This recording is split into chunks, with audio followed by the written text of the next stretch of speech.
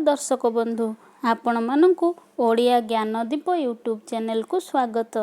ए video रे मु आपण मानक पई नै आसीची गोपबंधु जयंती को उपरे एक सुंदर भाषणटीए। देशप्रेमी गोपबंधु और स्वदेशी आंदोलन ता उपरे मु गोटे सुंदर भाषणटीए नै आसीची। तेबे चलंतु आरंभ करवा भाषणटी। ता पूर्व जदि आपण माने आम चैनल न्यू व्यूअर अटंती तेबे सब्सक्राइब करिकी पाखरे थिबा बेल आइकन को प्रेस कर दियंतु, जहा फल रे मु जो नुआ वीडियो अपडेट करिवि ताहा आपण माने नोटिफिकेशन आकार रे पाई परिबे। तेबे चलंतु आरंभ करवा भाषणटी। सुंदर भाषणटी।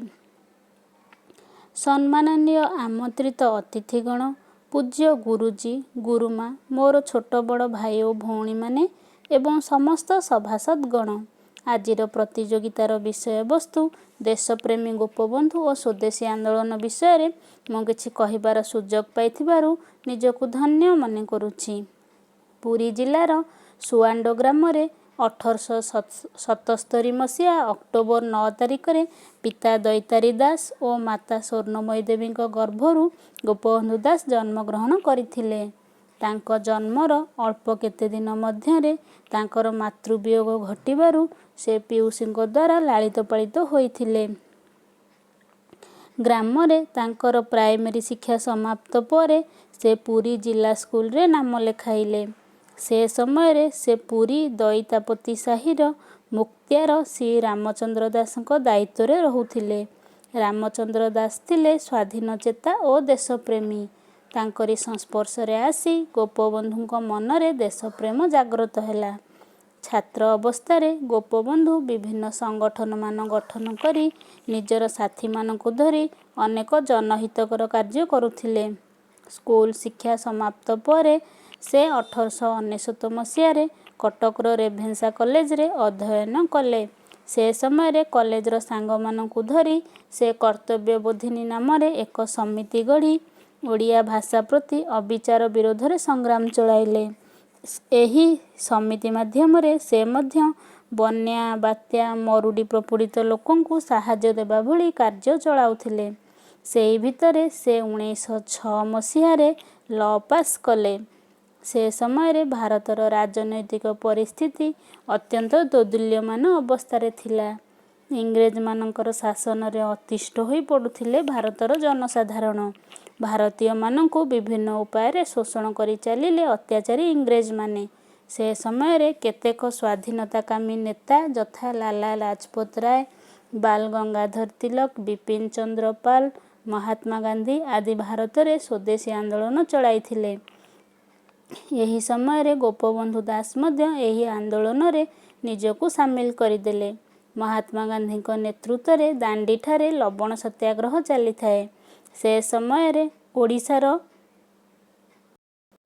इंचुड़ी ठारे गोपबंधु लवण आईन अमान्य आंदोलन चलाइले और एथिरे तांको आचार्य हरिहर पूर्ण सहयोग कले।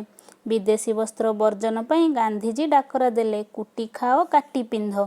एही डाकरा रे गोपबंधु मध्य विदेशी वस्त्र वर्जन पूर्वक खदड़ पिंधिबा आरंभ कले। चारिआडे विदेशी वस्त्रर पूर्णाहुति चलिला।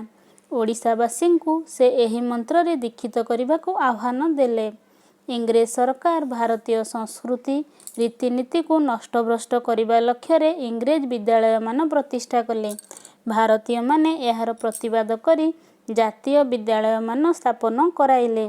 सेतिक बेले गोपबंधु प्रतिष्ठा कले वन विद्यालय। एही विद्यालय रे पुस्तक शिक्षा सह नैतिक, धार्मिक और वैषयिक शिक्षा दिया जाउथिला। प्रकृति कोल रे चलीथिबा एही विद्यालय को मध्य जातीय विद्यालय कर दिया जाइथिला।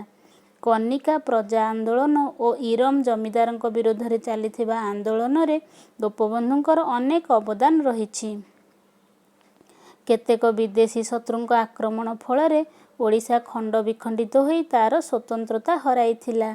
एहाकू एकत्रीकरण करी ओडिशा को एक स्वतंत्र प्रदेश रे परिणत करबाकू मधुसूदन दास को द्वारा प्रतिष्ठित उत्कल सम्मेलन रे जोग देई से तार प्रथम सभापति होइथिले।